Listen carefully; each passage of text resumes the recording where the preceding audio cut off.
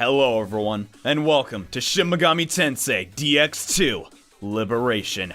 And words cannot even describe how happy I am to finally be able to say those words. If you don't know anything about me, guys, I'm a big fan of Atlus, and when I heard Sega and Atlus were teaming up to make a mobile RPG, I was a little excited, alright? So let's jump right in and figure out what this game is all about. However, before we dive straight into DX2, gotta lay a couple quick ground rules. First off, this is a paid promotion from Sega. Next, this is just the beta. The official release may change a couple things. That's outside of my control. It may fix a couple of my issues. It may not. And lastly, I'm so excited. There is no last thing to say. Let's jump right in, guys. So I'm going to be playing this on an Android emulator, so a couple of things may be a little bit different from, how it is on your mobile phone. But DX2 is really, really cool, guys. Just so you all know, I'm a really big fan of SMT, and I was kind of worried that they weren't really going to handle the SMT aspect of Atlus games to the full extent.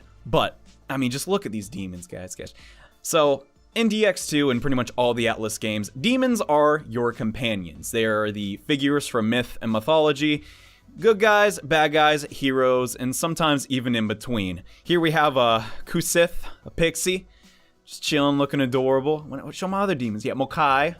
I like him a lot. We're gonna do some demon fusing, hopefully. And there's Satanta, looking like Coconut Head, I guess. I don't know. He's looking kind of sad, actually. But before we head out, let's check out the current demon setup that I have. The interesting thing about DX2, which I didn't realize, is you actually have multiple party members. Like, you have companions in the story of the game. However, like, I can set Rika here as our leader and use her demon setup. But we're just going to be focusing on the protagonist, or my, self-insert character for right now. But this is the team I'm rocking right now. We're still, a little bit on the weak side. Mokai's my highest level, but strangely enough, not my strongest demon. That actually is Satanta, who, he's kind of kicking butt, actually. I like this dude, so I'm going to keep him on the party. But I have some, other demons to showcase. Kappa Tengu, he's in there, and I'm really surprised. There are certain demons that weren't present in other Shin Megami Tensei games with 3D models that have been made just for this game. So that really impresses me, especially. So I'm really happy to see that. But let's get into combat and see what that's like. So in DX2 Liberation, you play as a devil downloader, and we got our devils, but how the crud did we even download them? Well, one day, we're walking through Tokyo, we notice a strange app on our phone, and the rest is history. Also, I don't really want to give away too many spoiler details, but there's a shady group, there's a couple of, disappearances. It's pretty stinking interesting, I gotta say, but the story does kind of just alright, here you go. And it's what? It doesn't really give you time to absorb. So, we're gonna jump into a mission real fast. I'm gonna be skipping the, story segments, just so if you want to stay spoiler free, hey. Don't worry, I got you back. But we need to consume a little bit of our energy to enter. This time it's 2. Some of the harder levels, I imagine that, is gonna go up a bit, because 2 is, very forgiving. I have 34, my 13 is, 13 is my max. But if we can skip the story, we go straight into the combat, which is my favorite part. Oh, there we go! Perfect. So, oh man, I just love these animations. Now, some of the graphics are gonna be a little bit different depending on what device you're playing on, but, gosh, this is just so stinking cool. So, there's a lot to this, but the primary, way you're going to be dealing out damage is with your demons. So, here we have Pixie. I'm going to go ahead and use the Force skill, which is Zon, because that is what Mokai is weak to, and we got the weak point, which means we're going to get a press turn. For those who are... Oh, snap, we got one of these. Okay, we can give up some points of our MP from our demons to help somebody out. Here you go, buddy. And that'll give us something in return. But now we're fighting a Preda, which is a super, super easy enemy. So we're just going to be completely destroying these guys. Early on, it's super easy. Kind of how other Shin Megami Tensei games are. But I see a lot of, just really interesting ways that, this game can expand upon its combat system, which is the part I'm most excited for. So up next, we got Nekomata. We almost got the one shot, but Pixie, not nearly enough. Let's instead pass it, because that is a part of the skip or press turn battle system. And just, gosh, I could talk about the press turn system and how genius it is for days, actually. But essentially, by performing good actions in battle and exploiting the enemy's weaknesses and getting crits, we get additional turns. However, the enemies can also do that, which opens up this really dynamic and man, I just love this franchise so much. So I'm saying a lot of good things, but there are a couple things I'm wait, what? The fusion system, I think I'm a little confused on, and then they really gotta figure out how to make that work. But let's move on to a little bit of a tougher stage. Let's go to chapter 1/7 and okay, the battle started. We are facing off against these enemies. Might as well like showcase that a little bit. The Wilder Chagrin, who actually never had a 3D model till this game. So that's the Atlas treatment going to these guys. So our battle analyst tells us that we don't know what these things are weak to at all. I know just because I've played other Atlas games that they use a lot of Zeo attacks or electricity. So we have to be careful of that. So going for the Zeo on the Knight Mokai might not be optimal. So instead, let's go for physical attack and get the lunge. But the lunge did not do enough damage. So I gotta kind of plan accordingly. I could focus this one. Okay, here's what I think I'm gonna do. I'm gonna save a little bit of Kusith's MP and just go for the normal attack. And then Satanta can get the Onikagura, which is a high damage attack.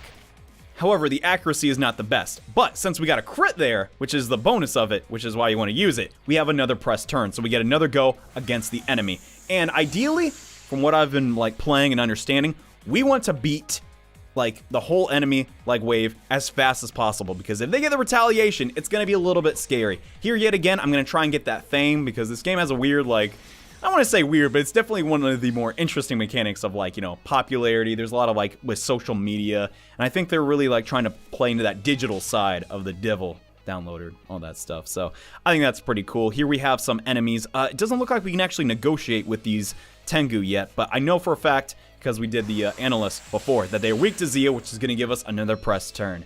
So it might be a lot to kind of get down in the beginning, but the tutorial does a really good job of explaining these mechanics. And I think having MP be so low really makes you plan your like attacks out very well.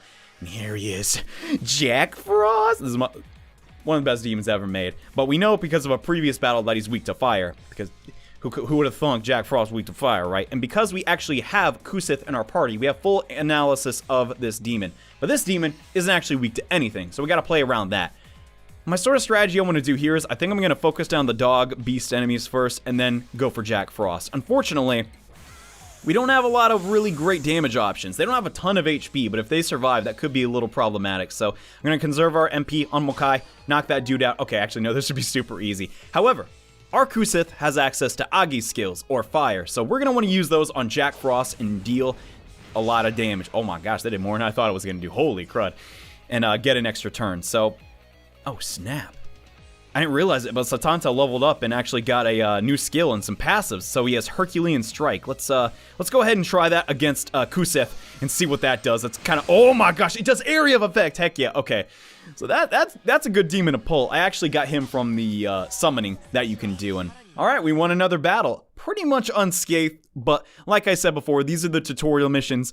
If you got that classic SMT brutal difficulty straight off the bat, I don't think a lot of people would play your game. But hey, we can have more friends now. We went from having 6 friends to 7 friends, and we can, oh snap, we can do grade 40 fusions. Let's check that out next, because yeah, these like battles, I love them to death, but we're just kind of destroying at the moment. And we got some more magnetite, which is a material used in fusions, so that works out great. We finished another story mission, which means some other stuff should unlock. And ooh, the Pendemonium. Okay, so we're getting a lot of new stuff that I've yet to check out and need to like research on. But the demon fusing in a mobile game, I've been wanting that for years, so I'm really curious about that. So let's head over and check that out. So what I can gather about this Pendemonium area is it's actually a place to enhance our demons. We have 2 options here. We have the evolve option and sell demons. Currently, I don't have that many demons, but I guess this is where you go to turn some demons into Maka, or money. So I might check this out a little bit. I have a couple demons I'm not too terribly attached to. Like I could definitely sell Preda. He's really gross and I don't like him. So pardon me, ma'am. I really like your voice acting, but we gotta get past that. She really likes her manga and anime. All right. But yeah, I think if we just sell that dude. Okay, so we get 150 Maka for this little guy. Let's try that out, because Maka sometimes a little tough to come by. Don't know if that's going to be the case in this game or not. But another thing we can do is evolve.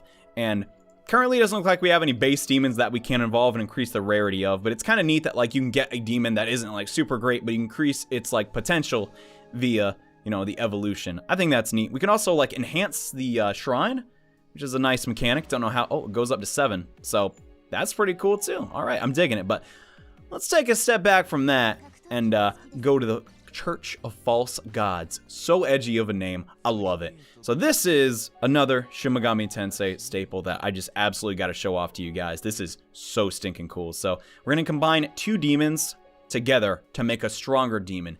In theory, sometimes you can kind of go in reverse, but don't worry, it'll make more sense as time goes on. I plan to make a lot of tutorials about this game because from what I can gather, there's a lot of unique spins that they do on the classic SMT. Not necessarily tropes, but like the traditions the games have had it over the years. So let's take this Tengu dude, and we can currently combine him with Mokai.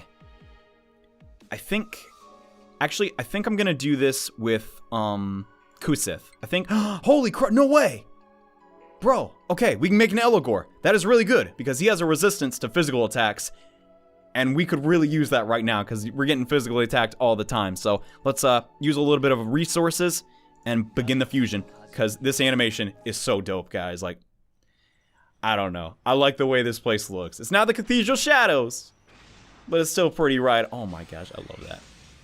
I am Elagor. I will join you. I guess. That's what he's saying if you couldn't read. I got you back. But here are his stats. Oh man, this guy's actually, he's pretty good potential. There's a lot of other like tendencies and different things that go into a demon. Like they have personalities more or less and archetypes as well.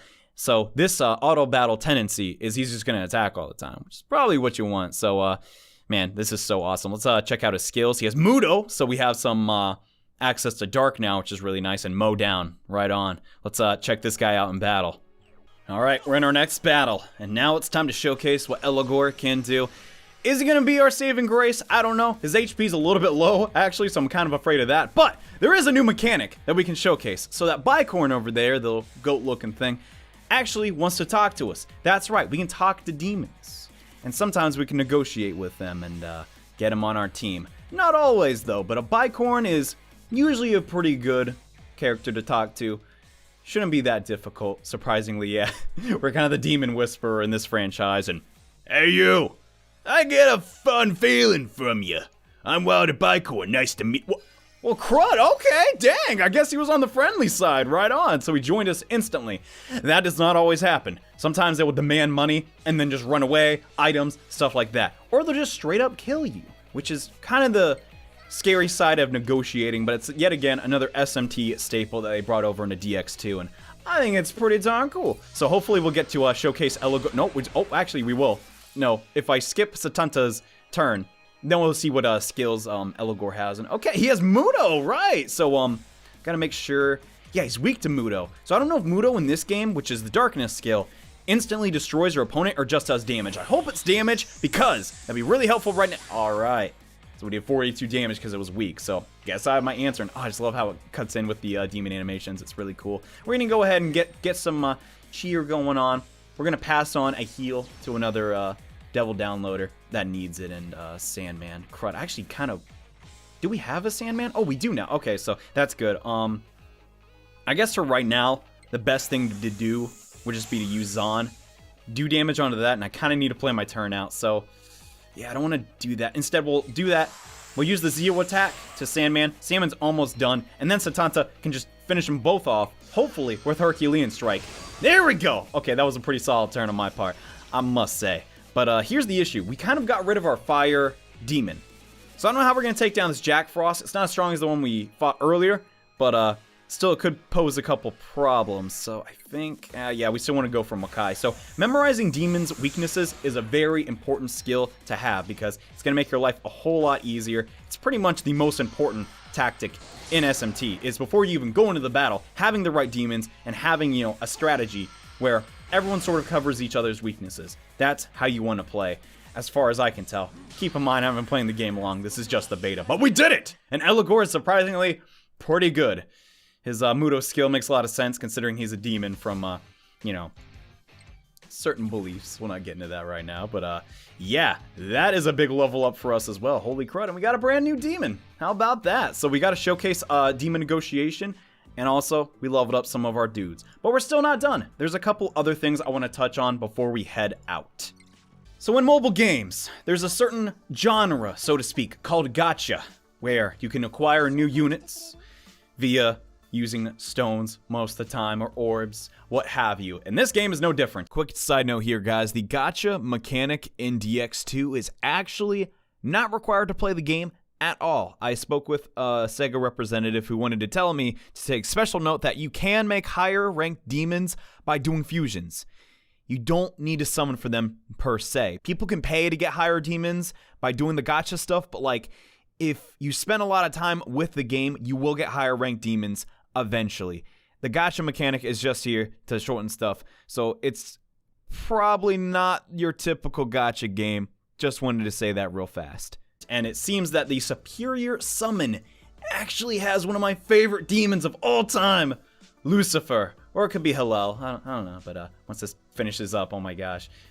Oh man, there's Seth too, and what the crud? These demons are Metatron is in this? Holy crap. Okay, that's, just so we're clear, that is my favorite design in all of Atlas history. It is the coolest. I don't care how good he is, I need that demon on my team. And oh my gosh, he seems ridiculously strong. Oh man. We have Ishtar is there in there as well. Oh man, this is super cool. So if you want those premium, deluxe, best of the best demons, you gotta get these stones. And sadly, I don't have any like stones. I have 15, and you get them as you progress through the story, or you can pay to get some more. But okay, is anyone actually surprised? Like, of course I'm gonna do summoning videos for an SMT mobile game. Gosh, but I am kind of hoping that like later down the line they'll let you summon actual characters from Shin Megami Tensei history. That's kind of a stretch, but I do see it being possible with you know, Flynn, the Demi-Fiend. Wishful thinking, Atlas. I'm giving you ideas, just saying. But anyways, guys, it's gonna conclude this quick preview video. This is just the beta, and like I said before, this is a paid promotion. However, you guys know me, I'm very critical when it comes to Shin Megami Tensei. I am kind of getting some Tokyo Mirage Session vibes from the headquarters we got here, but I'm really liking this a lot. The combat system is kind of, it's a mix of a lot of different games, and I was a fan of all those games, so chances are I was really gonna like that. But yeah, guys, the official release will be announced soon. Make sure to click the link on the Facebook fan page to get updated on what's going on with the game, enter some of those giveaways so we can get some free currency in-game, and all that good stuff. And yeah, thanks for watching, guys. If this video does well, hey, might make some more videos of Dx2. Thank you all so much for watching. See you next time. Bye.